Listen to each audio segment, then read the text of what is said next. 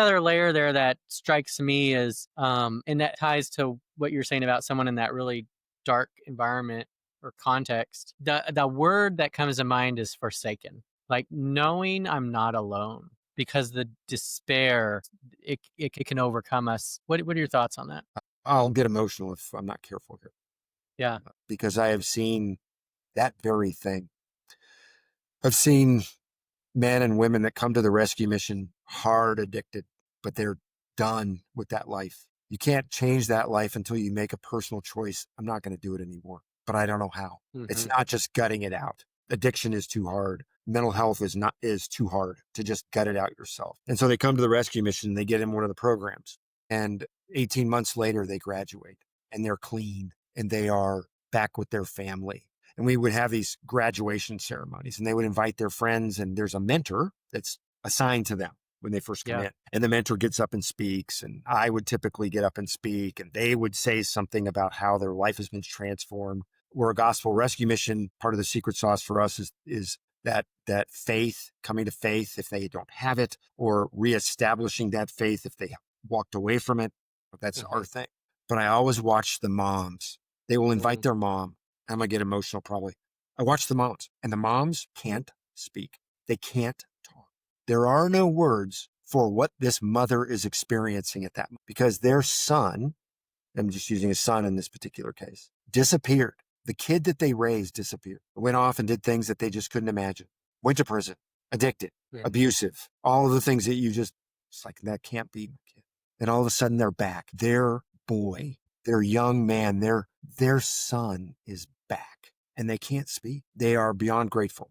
It's the love of a mother that is the closest thing I can think of to the love of Christ on this planet, to see that, because they would have done anything, and I mean anything, to save their son from the misery that they were in. And now they're back. If you, again, when you see it and you experience it, you can't help but be changed by that. Yeah, and it's a pretty striking image that when Jesus is on the cross, his disciples have all left, and his mom is there at the foot of the cross. She never gave up. She couldn't. That's the thing. The love of a mother is to never give up. Now, there are situations and there are relationships where that happens. And that's one of the tragedies of eternity. I just don't know how to describe it. But the overwhelming majority of mothers they're beyond what I can describe. I love my kids. I would walk in front of a bus for my kids, but I can't match my wife's love of our kids. I just can't. I Yeah. want to, but I can't. Yeah. So, how have stories and narratives played a role in your life? How have they shaped you? Is there any particular ones, fictional or real, that have shaped I you? would say that stories are people's lives when they're authentic, right? When you learn somebody's story, you are giving them some agency in their life. How so? Well, because you're listening and you're learning and they're telling you about themselves. Sometimes it's horrifying.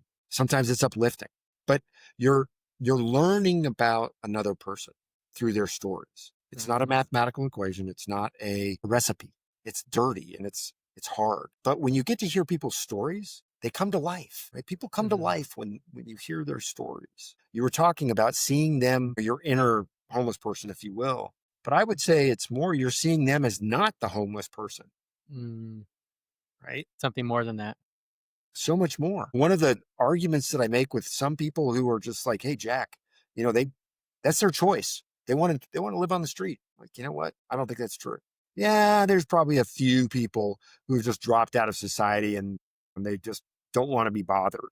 The vast majority of people, this is not their best life, and we don't want to treat it like that. In Mhm. fact, some people, and I have gotten into arguments, and I don't particularly like this, but I've gotten into arguments with people about this. And my answer to them is this: I get the idea that you're starring in your own movie and that homeless person is playing a role, kind of like the town drunk Mm. in a Western, where they end up in a jail every night. And then every morning, yeah, I make this it's not a joke. Andy Griffith, right? Mhm. And there was the drunk. Mm. And then every morning he would go back out on the street. And I wanted to ask Andy Griffith, why didn't you guys help him? He's a drunk. It's eating his life away. He's going to drink himself to death. And I Mhm. know it's supposed to be the Andy Griffith show and not that heavy, but literally, right? That guy was playing a role in a show. in a movie, in a television show. And we don't want to we don't want to assign people roles in our movie. I don't think that's the best life. And Hmm. so I don't accept it. And I Yeah. challenge people on it because we can do better. We can do better as a Yeah. society, do better as individuals. Yeah. It almost sounds like sometimes we tell ourselves these stories so that we don't have to do anything about it, Bingo. They want or it at that least I alleviate my guilt from not doing anything about it. bingo. They want it that way. Why should I tell them that it's not right? Yeah. Because they're addicted or their mental health is in a place or they are abused in a way that they've they've become numb. Yeah. And I think that's actually an antithesis to the cross, to Christ, because God could have just said, "Well, they want to sin and they just want to destroy themselves, so I'll just let them."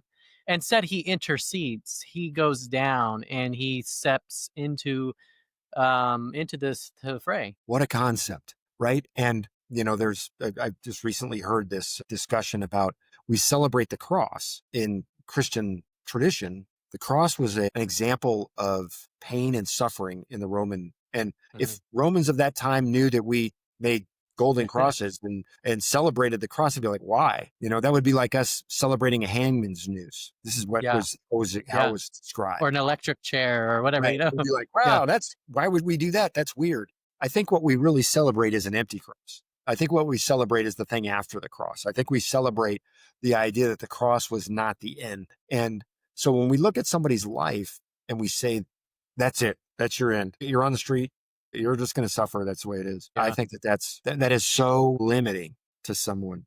We got to try better. yeah. Well, I know we've covered a lot here. Are there any parting words of wisdom you want to share that you haven't got a chance to before we tell people a little bit more about what you do? So all I would say to folks is don't be afraid to really examine some of these hard ideas that you have in yourself. One of the most liberating things that I have done in my life, and it came later than it should have, is I started asking myself, what am I radically wrong? And when I don't know where to look, I look at the things that I hold most dear. And I say to myself, is that true? Now I'm gonna objectively look and try to get the best information, try to think the hardest that I can about it. Often what I find is, yeah, I agree with what I hold is true. My faith is a good example. But sometimes I find I was wrong and I was radically wrong. And I learned something and I become more compassionate or empathetic or understanding, Mhm. but I'm not in a way just it's about me being better, right? Yeah, It's about now that I understand this situation in a different way, what can I do? What's the next steps I can take to help other people? That's my yeah, kind of like when I talk to people. And don't try to fix everything. Be yeah, a really good role model in the 3 feet around you. You cannot change the world by yourself, but you can be a good influence, positive influence in the 3 feet around you every day, all day long. And that will make an impact. That ripple effect will happen. yeah. So if there's an organization that wants your help doing that, who's a good fit for working with you? I really try to focus on those organizations that have a connection with people that means they're responsible for their safety and security. That could Like, what would be be some examples? Yeah. like a university or even a nonprofit that does like a rescue mission or a church or a business that feels responsible for its employees. And how am I going to create the best environment for their safety and security? And I'm not a security specialist in the sense of like you need to chain that door and change, do that with this, Mhm. windows and that kind of thing. There are people that do that. My specialty is getting with those leaders and decision makers and empowering them to make the least worst decision in the most crucial moments. Because unless you've got that skill set, you will be paralyzed. And you Mhm. have to learn how to make those best decisions when it's a crisis or really a And what would be some examples of those situations and crises that people maybe think they're prepared for, but haven't really gone through the work to do what they need to respond? Yeah, let's take a rescue mission. Imagine that you have somebody that gets into your rescue mission and starts stabbing people. Are you prepared for that? What's your security? What's the decisions that you made beforehand? Then how are you going to handle it while it's happening? And then what are you going to do after? And have you come up with a notification system? Have you, the leader, thought, what are my principled decisions that I'm going to make in this moment? That's one example of just like at a rescue mission. How do I know that? Because it happened in mine, but we were prepared. And the attacker was subdued within a minute or two, arrested, is on trial, because we thought about this ahead of time. And I was decisive. And I told my staff, in these situations, if you can't get a hold of me, do this, be prepared. Right? And they were. But when it comes to higher education, we are seeing that by the time your listeners are hearing this, they will have experienced the political violence that recently happened with a conservative speaker, and fully a third, there's an organization called FIRE, and they look at freedom of speech on campuses. And they did a study, 65,000 students. Fully a third of students on campuses today consider political violence to be an option. You as a leader, are you prepared to handle the fact that 1/3 of your students think that political violence is okay? I'm not sure that we've really thought through that very well. Mm-hmm. I try to build the idea that our security people, not just public safety, but leadership and student life and all the other different elements, our public affairs, we have just spent too much time being what I call thermometers, just measuring the temperature of what's going on outside, to we need to change, and we need to be thermostats that set the cultural temperature of our institutions. And we need to do that in a way that makes political violence to be something that is not an option in any way. Yeah. We have to be firm and strong about this. Yeah. And so coaching leadership to get to that stage is hard, because there are a lot of competing interests and ideas about what's freedom and what's not. And so let's break that down as leaders, having been in that environment, having had to make the tough choice between A and B. How do I do that? Principles, humility, decisiveness. Are you a small business owner? Have you hit a glass ceiling where year over year, you cannot rise above a certain revenue level?